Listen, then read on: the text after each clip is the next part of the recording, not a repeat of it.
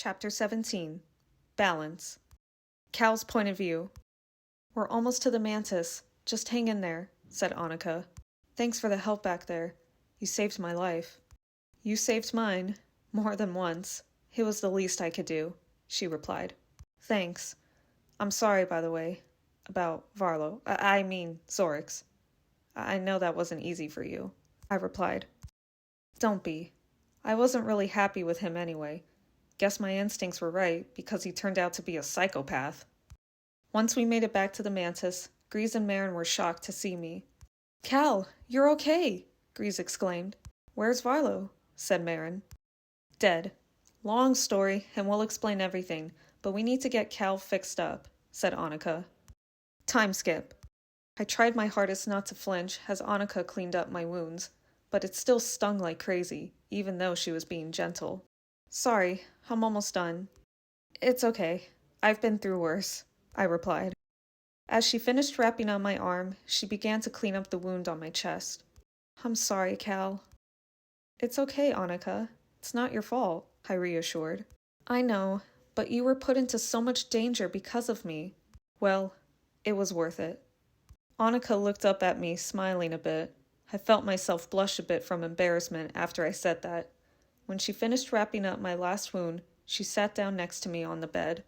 "I know this may be a bad time to ask, but did you ever find Cere?"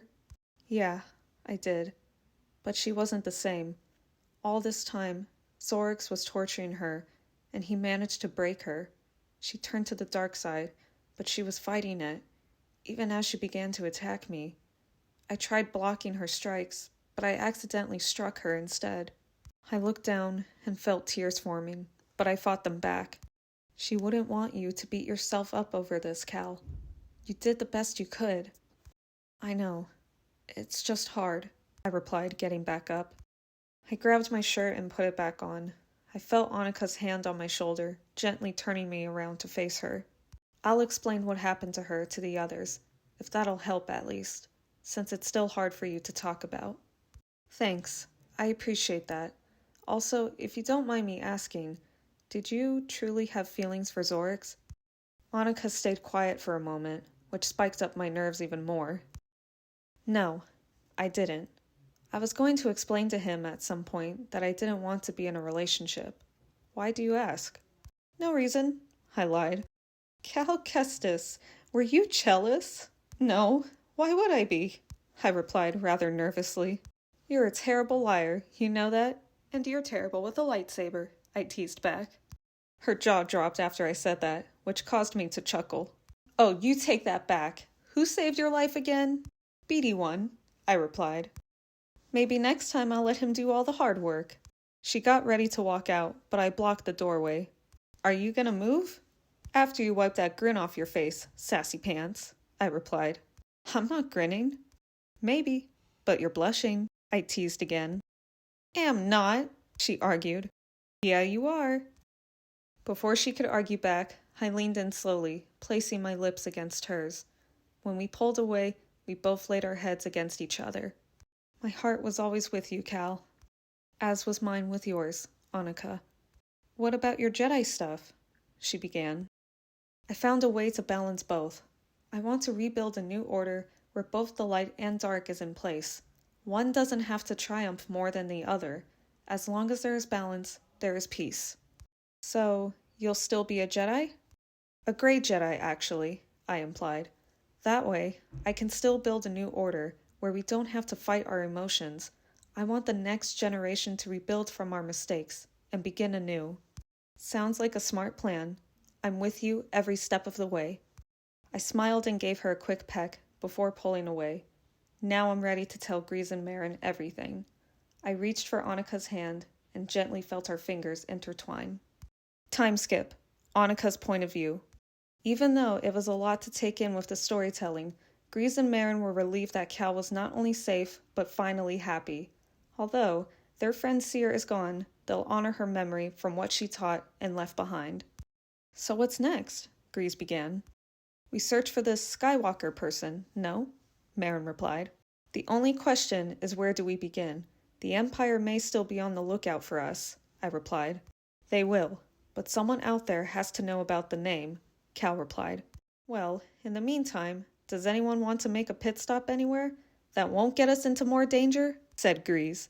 Annika and I have one idea, Cal replied. Even though we couldn't stay long, I savored every moment I had with Cal. We decided to land in the countryside of Naboo.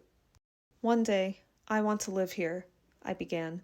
It's so calming and beautiful. Maybe someday we both can, Cal implied. Cal wrapped his arms around me and gently kissed my head.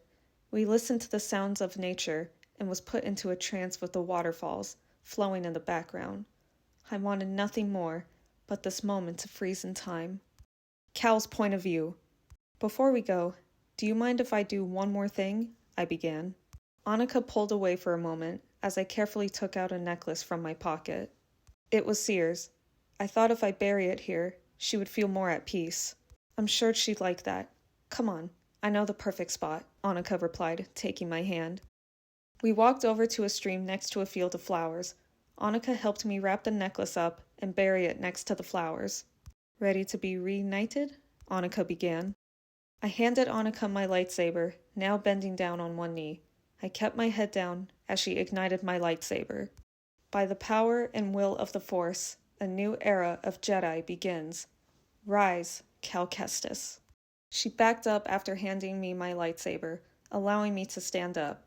Taking in a deep breath, I read the new Jedi Code out loud. There is no light without the dark. Through passion, I gain focus. Through knowledge, I gain power.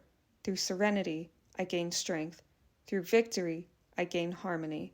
There is only the Force. I opened my eyes and slowly felt like a weight was lifted off my shoulders.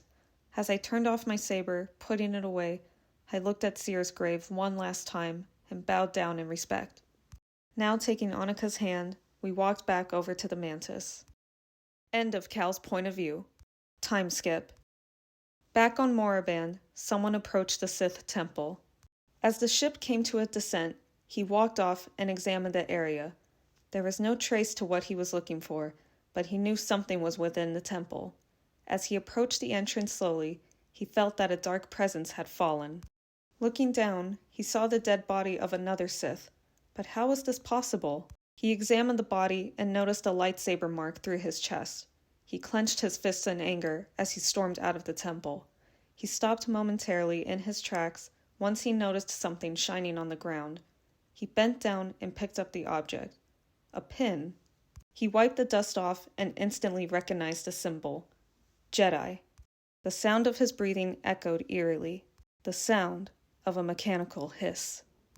To be continued. End of Chapter 17.